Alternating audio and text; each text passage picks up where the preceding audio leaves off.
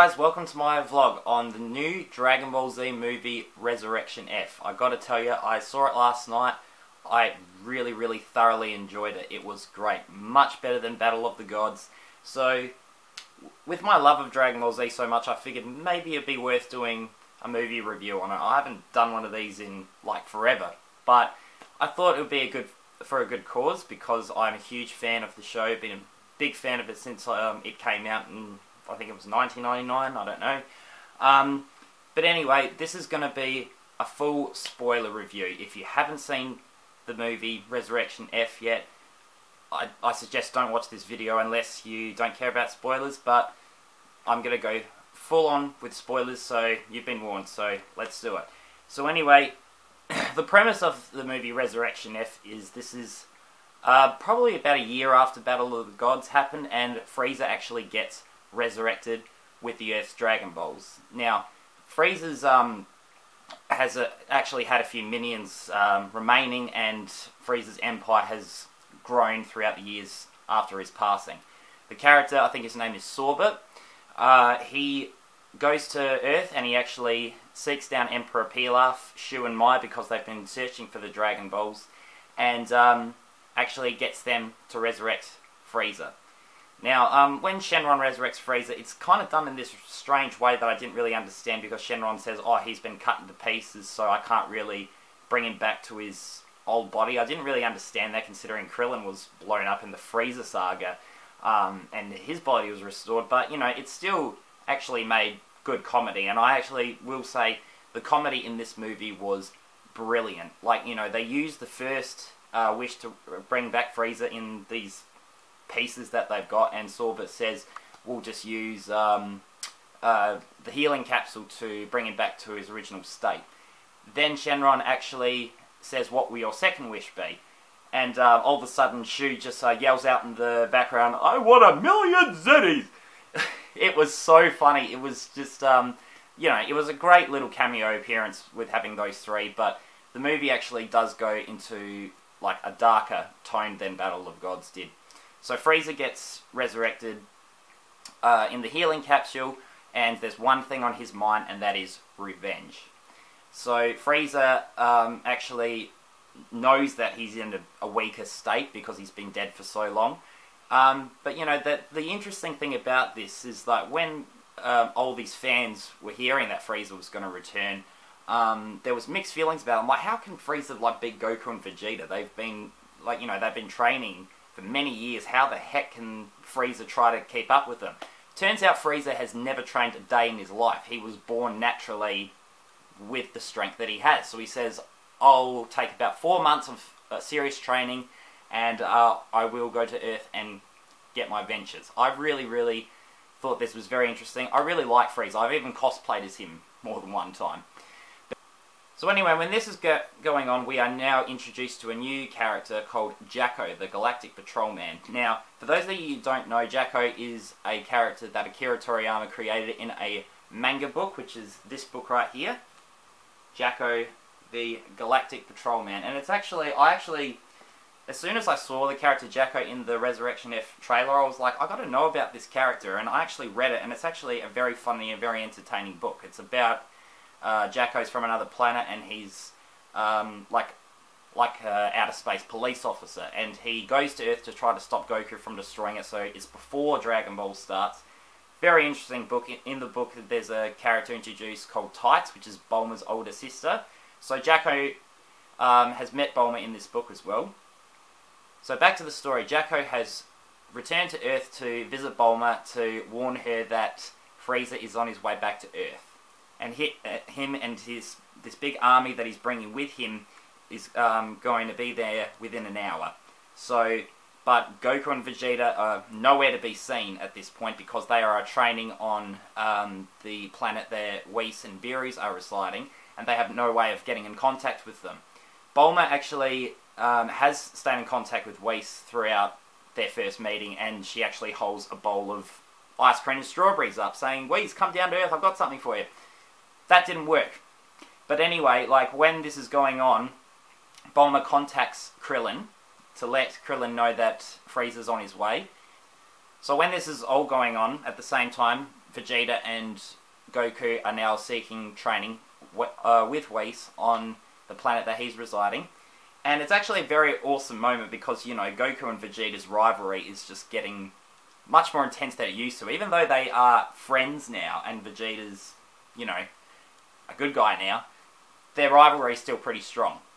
During the training, Whis is telling Goku and Vegeta that they do have weaknesses when it comes to their fighting. Goku is way overconfident. He might be a relaxed fighter, and but he has too much confidence, and that can be dangerous for him because, you know, Goku does have a little bit of a, you know, soft spot for some of his the characters that he's fought before. Like, you know, as you know, he's given some of his foes another chance to see if they can change. Sometimes it's worked, sometimes it hasn't, and Whis is trying to make sure he understands that.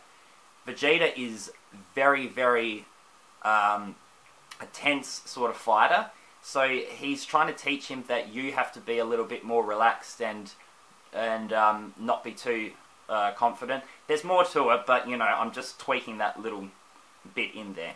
I'll get back to more of that later on, but so anyway, when this is all going on, Frieza's on his way back to Earth.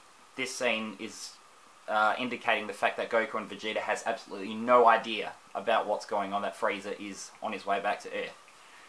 So anyway, Frieza shows up with his whole army, and Krillin arrives on the battlefield along with Master Roshi, Tien, Gohan, and Piccolo.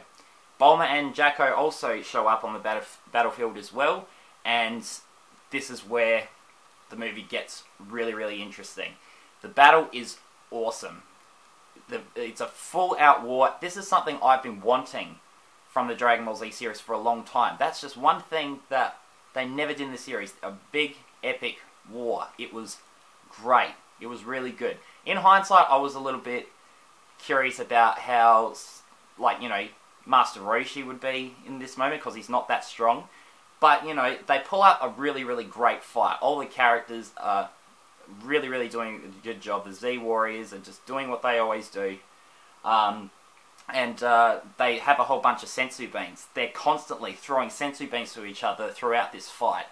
You know, and even Jacko was really, really great in this, because, like, he was constantly trying to run away from the battle. He's like, oh, I'm a patrolman, I'm only here to relay this message for you, I'm going back home. And, like, he actually does really good in the battle as well, but he's always trying to run away. And it just makes good comedy. Like, you know, I'm actually surprised that, you know, they actually threw in quite a bit of humour into this battle, and it actually works. Like, in hindsight, it might not sound like you know, it probably would be a bit of a mishmash to have a big, very tense battle and a lot of humour, but it actually did work really well. So anyway, all the characters are really exhausted at this point, especially Master Roshi. Like, he is giving it his all in this battle. And they literally come down to not many sensu beans left. But they managed to fight off all of Frieza's minions except for Sorbet. He's kind of in the background somewhere, just watching. But now they have to fight against Frieza. Piccolo is sensing Frieza's new power, and he says, none of us have the chance. And this is where Frieza gets back into his ruthless way. He goes down to the Z Warriors, punches Gohan in the chest. Gohan falls flat. And this is a very tense moment because, like, you know, Gohan obviously isn't conscious to swallow another sensu bean, so Piccolo uses his ki, hits Gohan in the chest, and wakes him up. It was a very, very tense moment because Gohan literally was about to die. At this point, they need Goku and Vegeta. They need him badly. So anyway, back on the planet that Whis and Beerus are residing, Whis' little servant, the little fish in that little fish bowl, came over and he goes, you haven't been checking your messages, Whis. You really need to know what's going on. He sees the message of Bulma holding up the ice cream, and then all of a sudden he telepathically speaks to Bulma, and he's like, hello Bulma, can I come down to Earth and have some of that delicious ice cream? She's like, where the hell are you guys? Bulma is flipping out, saying, you got to get Vegeta and Goku back to Earth. We need their help now. Unfortunately, Goku is on a very faraway planet and he can't sense their energies to use this instant transmission. So the Z Warriors raise their power level, Goku concentrates really hard, and he immediately teleports to the Earth along with Vegeta. Now, Goku is now ready to face Frieza. Frieza's very, very excited for this. And Frieza straight away transforms to his fourth form, his ultimate form. And the battle is really, really good. Now, what I really like about this battle is that, before I get into what I think about the battle, like, when Goku fought against Beerus in Battle of the Gods, I kind of didn't really enjoy it as much as I thought I would, because they used a lot of 3D effects, and it kind of looked too much like a Dragon Ball Z video game. It didn't feel like the traditional way of Dragon Ball Z really looked. This time around, they did it a little bit differently. They actually used some 3D effects, but they were only worked when, like, if the camera angle was changing. It looked really epic, and there's just a few tweaks of some old school sort of moves and energy attacks that brings you back to how much we loved Goku's fight with Frieza back in the Frieza saga on Planet Namek. It was brilliant. I was on the edge of my seat the whole time during this whole battle. And the funniest part of the movie, which I'll get to now, is when Vegeta is just being a bystander and he's waiting for his turn. He's anxious for his turn to fight against Frieza. You know, those two have a history together. Vegeta literally flies up while Goku and Frieza are fighting, and he's like, Kakarot, when can I have my turn? And then he starts punching Goku, starts fighting Goku, because he's really pissed off that he doesn't get his turn. I gotta tell you, the audience was absolutely, especially me, was cacking it. That everyone was laughing so hard. It was so damn funny. But anyway, Goku continues his fight with Frieza, and Frieza reveals that he has a brand new form that he has achieved throughout his training. Frieza then transforms into this golden Frieza form, which I personally did not like when I first saw it. But, to be honest, I didn't really like Goku's new Super Saiyan God, Super Saiyan form level, which he then straight away transforms into to fight against Frieza. I didn't really 100% like the character designs. I think they were a little bit cheap and lazy in my opinion, but to be honest, this movie was so action-packed that it kind of overrides it, if that makes sense. So, even though I'm not a big fan of, like, you know, the blue hair and Frieza's new gold form, the battle actually gets a lot more tense. They're really, really ripping into each other, and then all of a sudden, Goku reveals that he knows Frieza's weakness, which Vegeta obviously is observing as well, because he's still waiting for his turn. But apparently Frieza, even though he's very, very powerful in this new form, he does have a weakness. He hasn't got used to his body yet, now that he's been revived with the Dragon Balls, to actually be used to the new power yet. It eventually does show Frieza is actually getting weaker, and Goku is getting the upper hand on him. Now here's where things get very interesting. Goku then says to Frieza, you know what, you're not worth killing over. I think you should learn a lesson. I think you can come back another day and we can have this full-on end to this whole thing. You know, you should learn a lesson. Once again, Goku's giving Frieza another chance like he did on Planet Namek, which is not a good move. The thing that Whis was trying to get into Goku's head, Goku's not acknowledging. He's not acknowledging that he's too confident. At that point, Sorbet, in the background, and this was totally unexpected, shoots Goku with this power ring that he's got, which severely injures Goku, and he changes back to his normal state. Goku is now at Frieza's mercy. He has no way to defend himself. Krillin literally has one senzu bean left. They are all trying to intervene to give it to Goku. Frieza is literally blocking them off. And here's where something happens that I kind of wasn't expecting, and I didn't like very much, but Frieza gives Vegeta a chance to come back onto Frieza's side and work for him again, and they can rule the universe together. He says, Vegeta, you come over here, you finish Goku.